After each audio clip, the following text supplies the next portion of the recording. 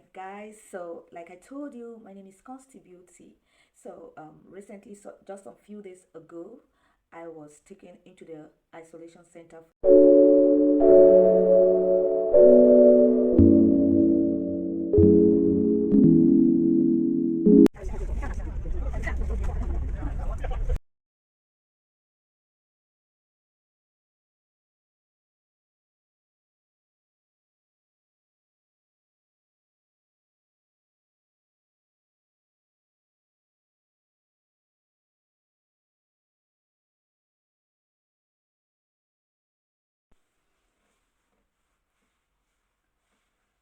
Yes, guys, welcome to Consti Beauty channel. So, today I'm going to be explaining the reasons that led to me finding myself in the quarantine center. Alright, guys, so like I told you, my name is Consti Beauty. So, recently, just a few days ago, I was taken into the isolation center for COVID-19.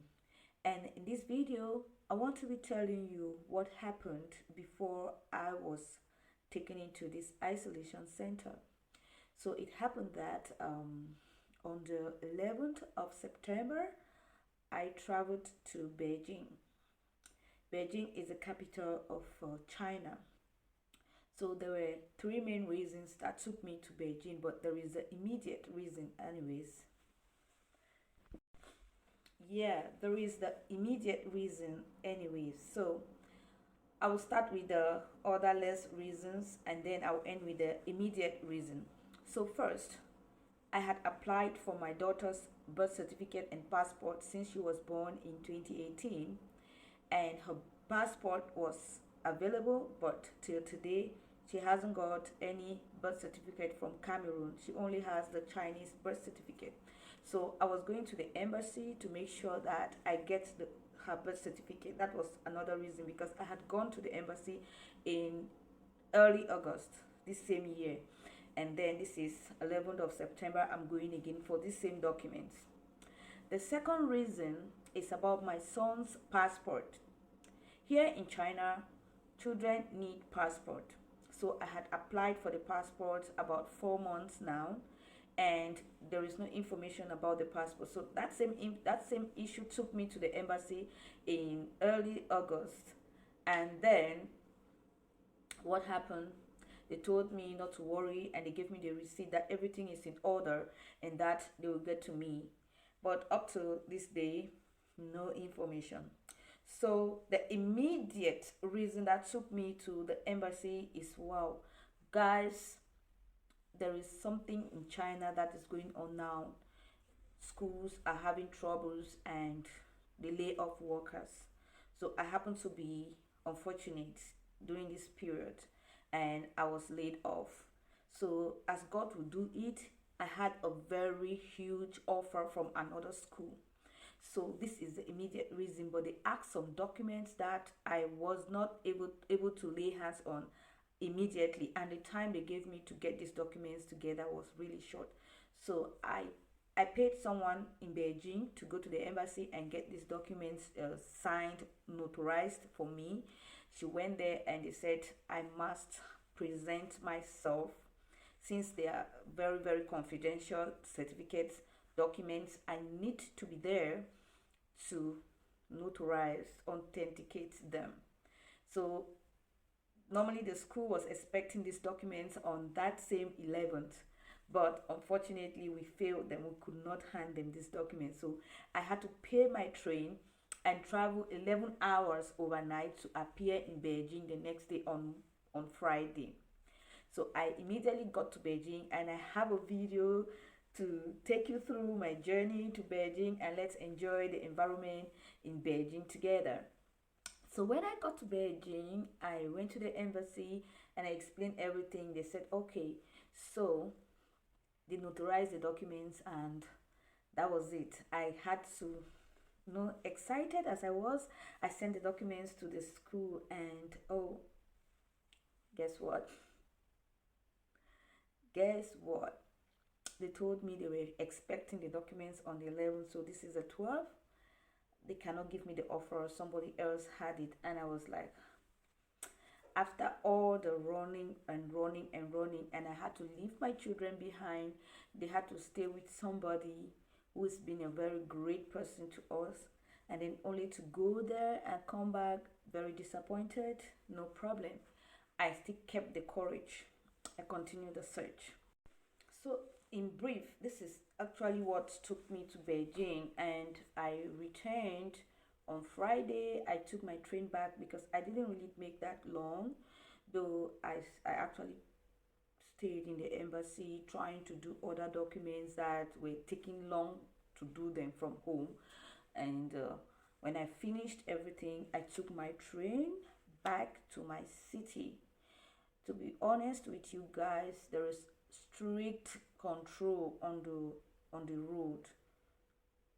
There is strict control when it comes to this coronavirus issue. There is strict control. In fact, if you don't have the right documents, if you don't have the health code, if you haven't taken the vaccine, you will be in trouble, in big trouble.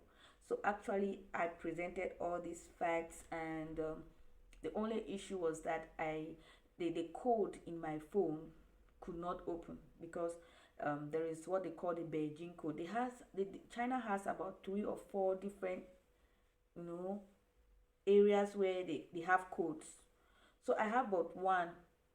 This particular one, when I went for my vaccine, the hospital was unable because they don't understand, and I've changed city, my number has changed. There's a lot of things to do to get it. So they were unable to do that, and I myself, I cannot read Chinese. Everything is in Chinese, so I knew with the other code I'm fine. So they started writing my number, and normally I didn't see any reason wrong with me giving my number to them because they actually used the other code which was in my phone. And I also showed a picture of me taking my vaccine. So when I got here, everything was fine. I live with my family until on the 18th. On the 18th, I was at home with the kids, and when their father was called, he was at work. I had no idea whatsoever that there was a problem. They called him that they wanted to see me. He never even told me. That day I was actually doing videos at home. I was playing with the kids. So he never told me immediately that there was something going on. And then later during the day, we went to another office to sign some papers. And then while we were there, he was telling me that the police called him saying that I went to Taiyuan. I said, yes, but I went to Taiyuan. But he was like, no, he told them that I didn't go to Taiyuan. I went back to Beijing. And so they were talking like that. And then finally, when we came home, we just came home. We didn't make up to 5 minutes. They started calling again. That was already around evening, like 6 o'clock in the evening. They were insisting that I must come down. I must come in front of the gate. They must see me. That they are taking me to their center where they are going to check me, but there's no big problem, we shouldn't worry.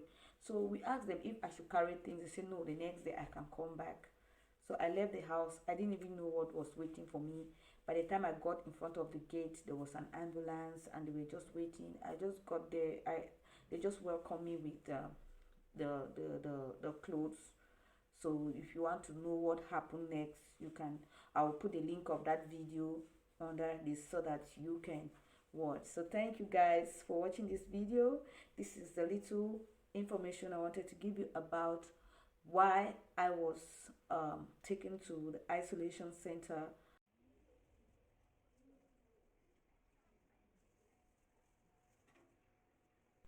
Alright guys, so because we arrived Beijing in the morning, so this is where we're going to clean. Hi guys, just to take you through my journey. I'm in the subway, and right now I'm going to line 9. Huh?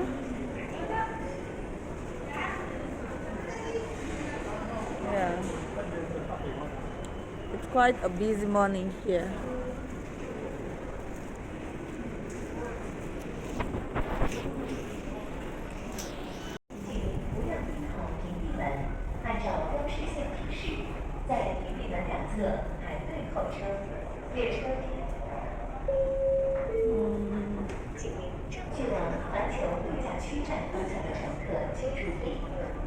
So guys, this is the subway, inside the subway, and I need to take like 9.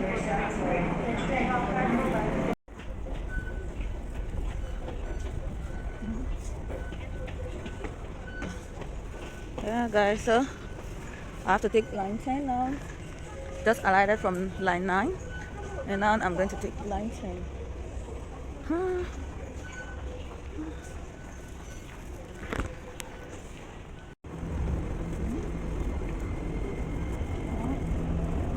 So we are moving to the subway.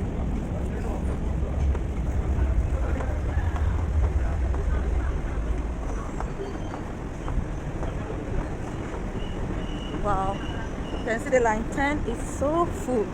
Can't even take this, have to wait for the next carriage.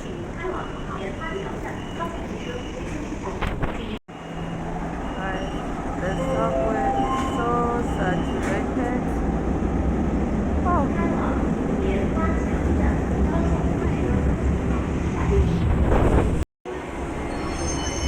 Wow guys, as you can see, everywhere is so full, but I have no choice than to enter.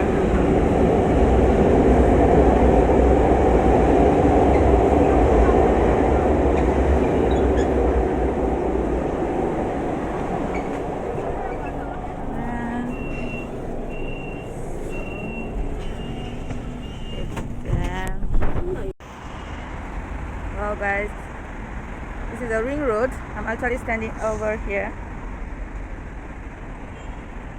and it continues over there. Because of the traffic you can't see the road.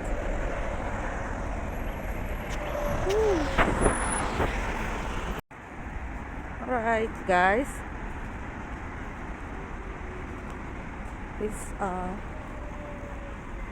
are embassies here. So you can see the building over there, that's another embassy.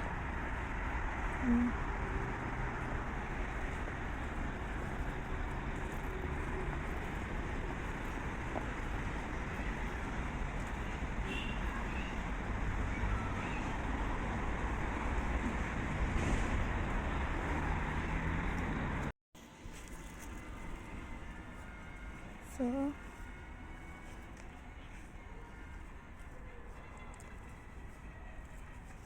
hello， Cameron 大使馆在哪里？前面。哦，谢谢。Wow, so I'm done.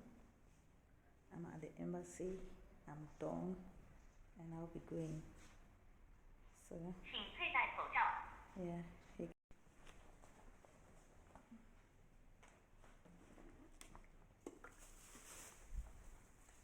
So goodbye, Beijing.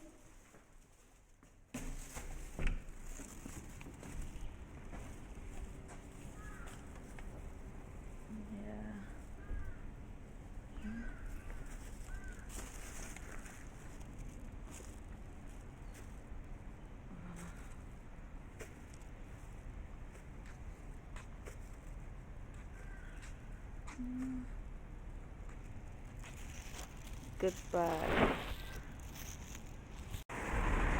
Alright guys. Oh. A panoramic view. Yeah. So I'm going to the subway again. I'm just done with what I came to do. On my way to the subway. I wish I could take all the view of this area.